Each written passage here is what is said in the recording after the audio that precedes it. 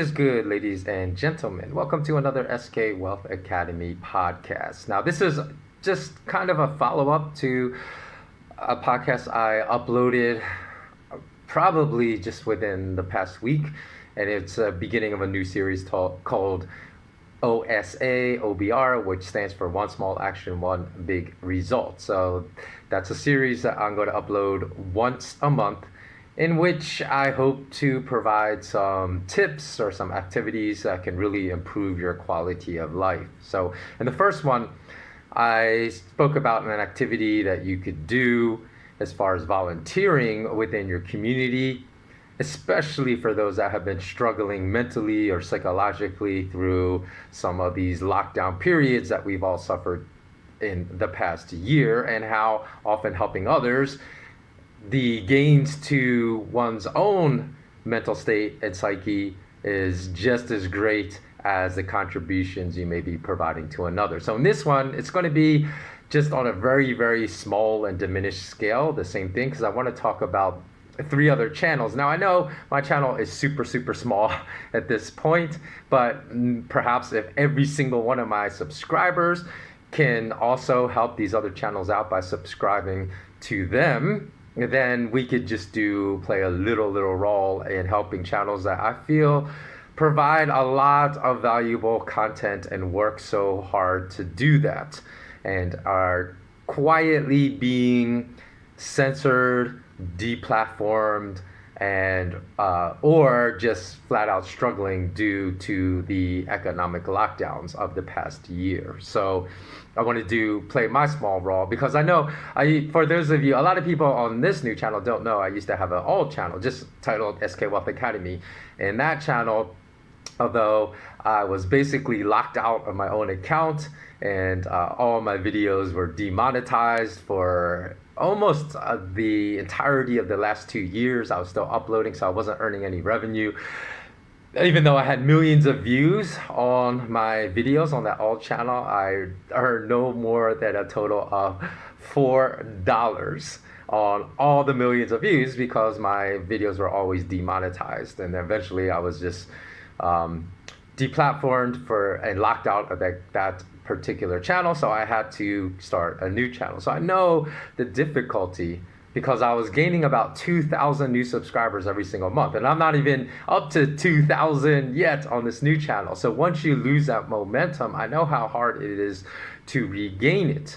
And so I want to offer my support to 3 channels. Number 1, Asian Boss, because I feel they're an independent media company. I recently watched one of their podcasts, and they mentioned that they had to lay off half their staff recently, even though they had a very successful GoFundMe campaign, because I've been locked out of returning home for an entirety of a year. I'm stuck here in Asia, and I also have a GoFundMe account, but I've been unable to access any of that money because it's just very complicated as far as running a campaign, because I have a family relative running that campaign for me in the United States, where I was born and raised, but then to bring that money here to use it. So I haven't had access to any of those funds that I've raised as well. So I understand Asian Boss's dilemma. So they're an independent media company that tries to also improve the quality of lives of people, try to bring attention to people that are really struggling. In the past, I've seen them also contribute and donate money to those really in need, who they come across when reporting their various stories. And they said they're really struggling. They had to cut back on the production of videos, because they not only do not have the resources with losing half their staff, they don't have the money to do that at this point. So if you could go and support them just by subscribing, just by watching their videos, then please do. And here's a coincidence, because those of you that have been watching me, especially my patrons, I've been saying forever at the end of my video, especially the daily videos that only my patrons see. I've been saying this since the jump. At the very end, I always say, always remain intensely curious, and more importantly, remain immensely courageous. Because I think curiosity without courage is a wasteful curiosity, because we also need for people to exercise their courage. Because I always say be intensely curious, because I think you cannot be intellectual without having a high degree of curiosity. Curiosity is what spurs one to research news, to find out what's truthful, what's not, to separate the wheat from the chaff of all the massive news we hear all the time. And then I always say be immensely courageous, because you have to have the courage to speak out, even if you're one person standing against 10 million.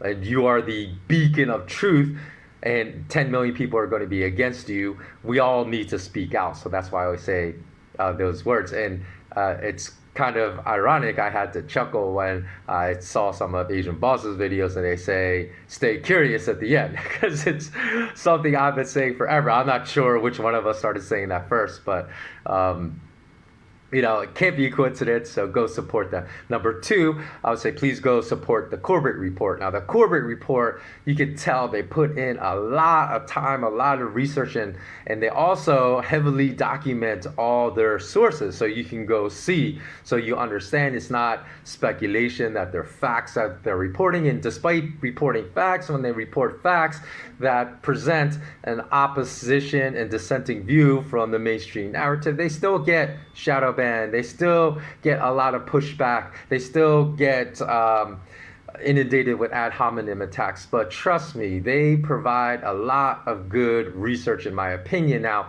I know that in some of their recent videos that they've urged James Corbett, who runs that, urges, actually, because he believes he's going to be deplatformed from YouTube soon, to actually for people to go sign up and follow him on his website, which is thecorbettreport.com. So I'm not going to direct you to his YouTube channel, unlike Asian Boss. That's the name of the YouTube channel, Asian Boss. With the Corbett Report, go to thecorbettreport.com. So I would urge you to go there, and I'll put all the links in the show notes below. And then the last channel that I am going to put my support behind is really Graceful. And she does a lot of really intense research. I feel like James Corbett documents everything, so you can understand what is speculation or propaganda on the subject she reports about. She's reported a lot about Bill Gates, as actually has the Corbett Report, because a lot of people still think Bill Gates is this great guy, but I would say he engages in what's called Machiavellian therapy, so Machiavellian therapy, right, instead of philanthropy, right? Because a lot of people see him as a philanthropist, but he wraps his supposed good deeds in the outer shell of philanthropy to hide his ulterior motives, which is to make more money. So, for example, when he says everyone in the world has to be vaccinated before the world can open up, again, if you go look at the vaccines he's pushing, he's funded a lot of these pharmaceutical companies and stands to benefits in the billions of dollars if everybody gets vaccinated. And then he'll say something like everybody needs 2 doses of vaccine, at least, not just 1. And again, he's pushing the vaccines that he has given a lot of money to certain pharmaceutical companies, so he stands to profit in the billions of dollars. So a lot of his philanthropy really has ulterior motives, which is just money in his pocket. So it's almost like Raymond Sackler, who was the founder of Purdue Pharmaceuticals. Everyone thought of him as a great philanthropist till they found out he owned Purdue Pharmaceuticals, which marketed OxyContin, which was responsible for hundreds of thousands of opioid overdoses and deaths. So he was a merchant of death, and he was wrapping his merchant of death persona under the wrapper of philanthropy. And a lot of people have done that. Even the big Colombian drug lord that was responsible for 80% of the distribution of cocaine worldwide, Pablo Escobar, engaged in a lot of philanthropy in his community, but it had ulterior motives. It was to protect him from when Interpol came searching for him, or the federales in Mexico came looking for him.